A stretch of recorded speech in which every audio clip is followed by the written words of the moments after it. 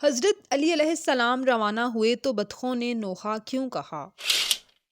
18 رمضان المبارک کی یہ رات تھی جب حضرت علی علیہ السلام بار بار اپنے مصلے سے اٹھ کر صحن خانہ میں تشریف لاتے اور آسمان کی طرف نگاہ اٹھا کر فرماتے، خدا کی قسم یہ وہی رات ہے کہ جس میں شہید کر دیا جاؤں گا۔ پس وقت فجر قریب آیا تو حضرت علی علیہ السلام اپنے گھر سے مسجد کوفہ روانہ ہونے لگے تو بطخوں نے آپ کا راستہ روکا، اپنی چونچوں سے آپ کا دامن تھام لیا اور شور مچانے لگیں۔ جب کسی نے ان بطخوں کو روکنا چاہا تو آپ نے فرمایا کہ ان کو مت روکو، یہ مجھ پر نوحہ کر رہی ہیں۔ پس آپ مسجد میں داخل ہوئے تو آپ پر حملہ کرنے والا ابن ملجم مسجد میں الٹا لیٹا سو رہا تھا۔ آپ نے اس کو جگایا اور کہا کہ اٹھ کر نماز ادا کرو۔ آپ نے اذان فرمائی اور نماز پڑھنے لگے۔ سر سجدے میں گیا تو اس لعین نے زہر سے بجھی ہوئی تلوار سے آپ کے سر پر وار کیا۔ سر سے خون نکلا اور آپ کی ریش مبارک خون سے تر ہو گئی۔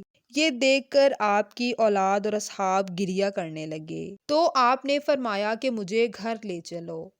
پس آپ کو گھر میں لایا گیا اور اس لعین کو جس نے آپ پر وار کیا تھا پکڑ کر آپ کے سامنے پیش کیا گیا تو آپ نے امام حسن علیہ السلام سے فرمایا کہ اس کو شربت پلاؤ اور اس کے ساتھ بدلہ لینے میں زیادہ سختی نہ کرنا۔